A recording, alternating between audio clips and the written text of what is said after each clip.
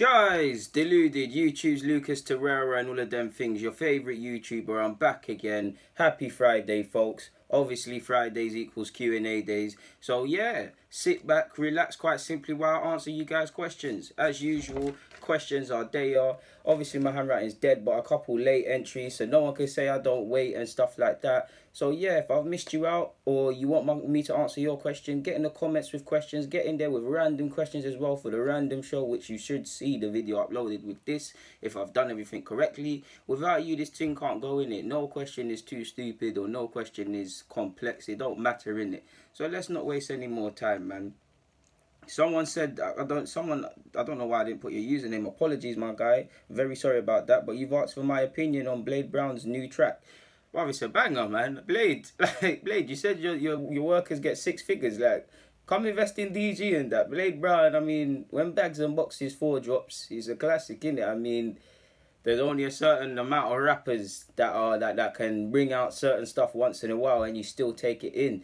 Blade, well, for me anyways, school days and just growing up, if it weren't Dubs, Blade, Gigs, obviously all the I don't really want to praise up the grime artists because it's not relevant to this. Obviously I was listening to Big H, DWE, Paper Pabs, every Skeppy, everybody that was doing them sort of things there in it. But like Blade is like Ronaldinho and on real level for me when it comes to the rap game, specifically the UK. Dubs as well, if I haven't hailed up Dubs, think he's very underrated. Killer Kai, RA, there was bare, man. But yeah, even Morrison, man. I know he's a bit different, and I don't know if it was I can't even remember if I was listening to his music back then. But I think Morrison is hard, bro. That Buckingham Palace tune is hard, bro. Real geezer. And I've been to that Gascoigne estate. Them man, they're on their jobs still. But yeah, next question. Joker asks is, do you think more clubs should do documentaries like All or Nothing? Personally, if Arsenal did it last season, Wenger would have won the Oscars. I'd like to see it, my guy. I do think it's going to be something, I've said this before, it's going to be something they do, and I think that's the route we're going to go down. I mean, I do think the next step, and it will actually tie into this, is it will be a thing where clubs, with the way streaming and 3 o'clock kickoffs and all them things going, I think we'll get to a point where football clubs, top 6, whatever example you want, will have one service where you can guaranteed watch all their 38 games and games in other competitions in behind access, like documentaries like this and things like that. But I think that will only happen when TV fully dies. We're probably about 5 or maybe even 10 years away from that actually happening, or I'd hope it happened quicker. But you guys know I'm very passionate about that. I think TV is a dying art. Purely, and I ask this to everyone, how many TV shows do you watch? How many different diverse TV shows? I know me, if it's not football on BT or Sky Sports, I'm not really watching. Obviously, man, watch the news, and Love Island was there, and there was a couple other things here and there. When I can't go to sleep, I'm all watching Family Guy and that. But you get the point, my guy, innit?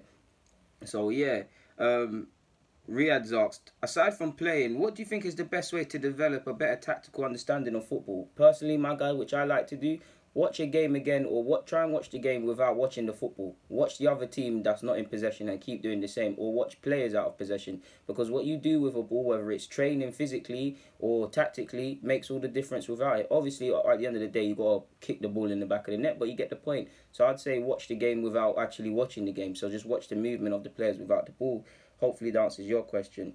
Jimmy asks, are you by any chance doing a sport education? You would make a terrific coach. A lot of people said that, and I must admit, I do think I'll make a good coach. But one thing that scares me is I can't put into words. I wouldn't say effort, because effort doesn't scare me, but it's not even sacrifice. It's like you have to fully become very obsessed with that. And I don't know, my guy, but I definitely love to coach. So no, I'm not doing that to disappoint you, but thanks for the praise, man. And Tony asks, is DG, Benassi has a buyback clause in his contract in Empoli. Do you think we should activate this clause to come back to us? I would have loved him not to go in the first place. Probably a bit overstocked in midfield, so probably no. But if it was just based on ability, yeah, my guy. You also asked, if Mavididi goes to Juventus, so this was a while ago, what does it mean for Moise Kean? Could he leave to Turin? I think he could leave regardless of that. If I was him, I'd probably consider leaving, but I'd want to make it instead. I think he's got the talent to make it at Juventus, but it's tough with Ronaldo brought in. You got Dybala, you got Douglas Costa, you got Cuadrado. They might sign the next man next year. So we'll see, innit? But he's talented, and he showed it at the Under-19s Championship. Mark P asks is, yo, deluded, with City / and or Liverpool being the kings essentially, epitome, I should have said. What do you think Arsenal need to up their level? Some defenders, tactical, actually getting to grips with Unai Emery's tactics, being inspired, and probably game management without going into the micro. So hopefully that answers your question. Alpha asks, do you think Emery will give up on the 4-2-3-1 and go for 4-3-3? I feel the 4-3-3 is an easier system to adapt, and like PSG could see the system change to in the match to a 4-1-2-2-1 or even a 4-1-4-1, depending on the opposition and how the game's going. You say a great point. You always say good comments in my thing, man. Big up yourself, Alf, man. But I think the two can. I prefer 4-3-3, but I think they're both interlapped, because by the same logic, I've also seen 4-2-3-1 become 4-3-3 in a game. But what you said is very valid. I think he's, on hindsight, he's probably stuck with the 4-2-3-1 in the earlier the season, probably because that's what the boys are more comfortable with, per se. But I definitely think we could see a change. And you know, I've been very vocal on 4-3-3, in particular when we had Ox at the club, in my opinion. But yeah, hopefully that answers your thing. Pot Noodle asks, what would be your combined 11 from clubs outside the top 6 in the Premier League? And well, I think I've answered that question already, so I don't know why that's here again. Apologies, my guy.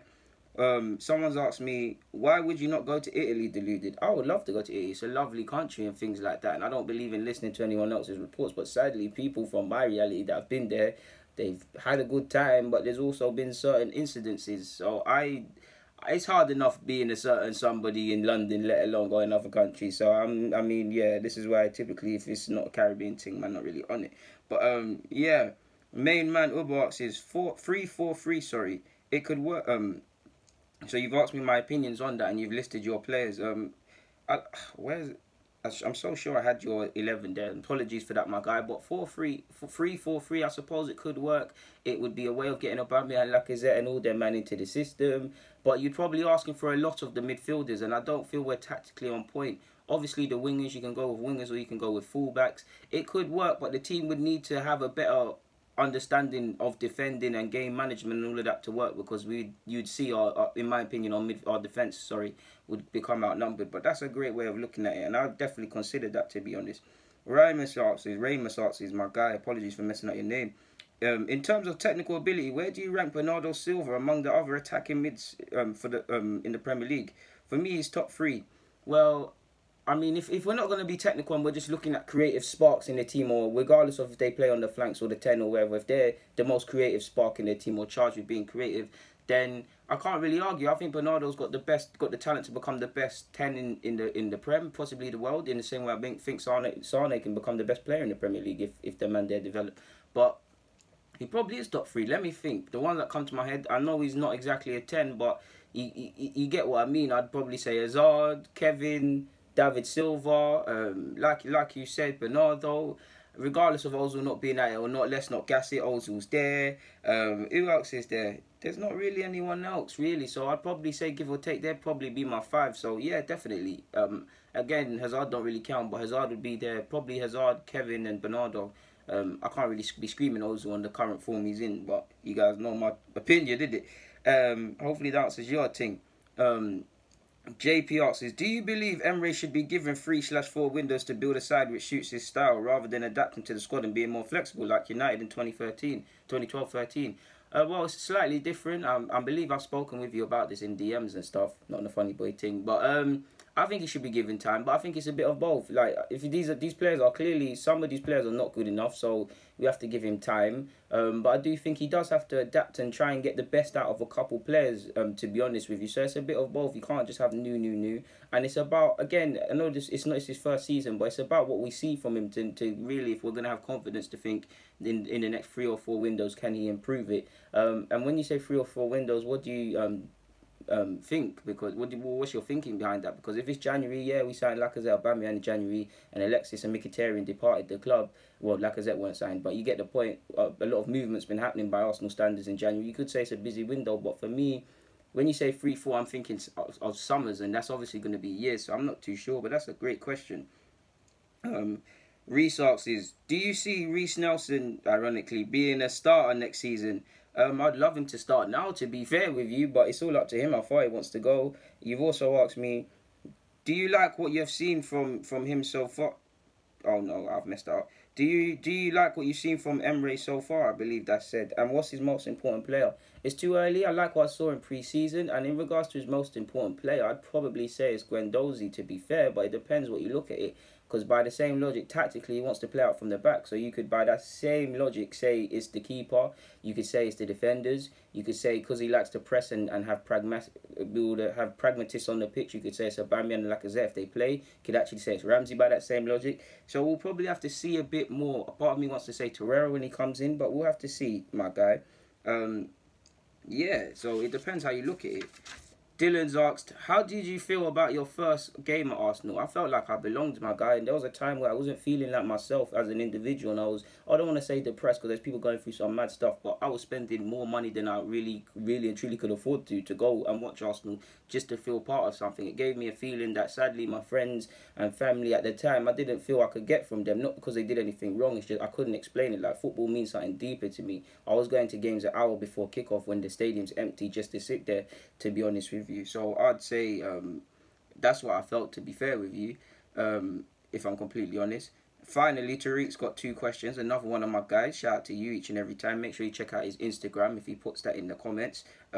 Doing his thing and go follow his socials. He's put, what would you change if you could go back in time? What would you change on your football journey? I don't really think I would change anything, to be fair. I really wanted to be a footballer. I think I did the absolute most.